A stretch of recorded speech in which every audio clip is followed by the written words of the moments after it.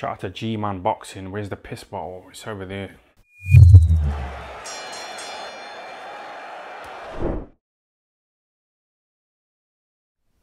Alright, Deontay Wilder gave his first interview since the arbitration hearing ruled in his favour, which essentially means he's going to be fighting Tyson Fury next. So we are seeing the trilogy. Whenever, probably the end of July, maybe start of August, but we're seeing the trilogy. They've ruled in Wilder's favour.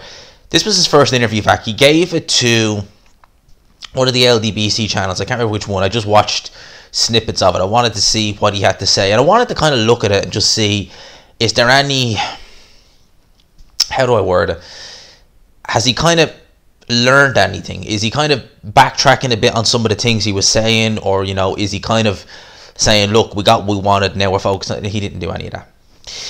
He basically said that Tyson Fury signed the contract. To be fair, this is fair enough. He signed it in black and white, signed the contract, and he had to adhere to the contract.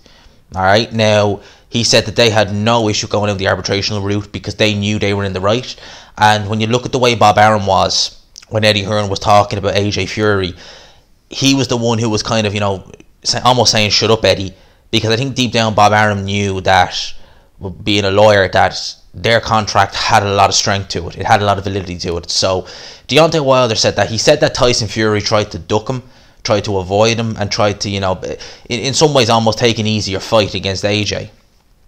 Now, I don't believe that for a second. I think that Tyson Fury just felt like, well, I've beaten you once convincingly. I should have beaten you twice, but you didn't get the decision. So why do I need to fight you again in a third fight? You know, he wanted to make that fight with AJ. And I'm sure that, judging by what I've heard from people like John Fury, I get the impression that Team Fury, now I could be 100% wrong, they could have known all along, but I get the impression that they weren't as in the know as someone like Bob Arum was. You know, Bob Arum, I think, knew everything that was going on, but Team Fury, I get the impression that behind the scenes they kind of were told, oh, it's fine, it's you know, don't worry about it, you know, you keep talking about AJ and you do all that, it's nothing to worry about. I kind of get that impression that went on. So Deontay Wilder is, you know, he's keen on having this next fight with Tyson Fury. He's obviously training with Malik Scott. We need to see how that goes. I've heard a few people, like, even on YouTube and off YouTube, people who I know who be, you know, boxing fans who, you know, they don't do videos or anything like that, but they be, you know, into it. They've all said the same, and I felt the same, is that although we all think Tyson Fury is going to win this trilogy fight, you know, if and when it's announced, we all believe that it's going to be a tougher fight than the second fight. We all think that something's going to happen. See, me personally, I just have this feeling that something is going to happen to Tyson Fury in that trilogy fight. Now, I'm not saying he's going to lose, but I wouldn't be at all shocked if he gets seriously hurt or if the cut becomes a factor, because I think that Deontay Wilder is not the sharpest tool in the box. Right? He just isn't. I mean, you've listened to the guy in interviews, you've seen him over the years. When it comes to critical thinking, intelligence, I mean, Deontay Wilder is... no. He is not there.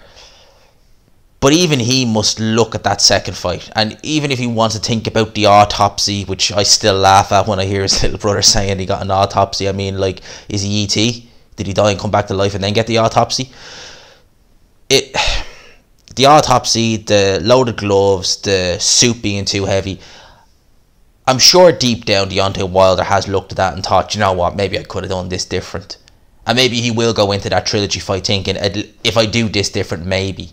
Or if I try, because at the end of the day, what was it Einstein said? That doing the same thing over and over again, expecting the same results, well, that's just the definition of stupidity, isn't it?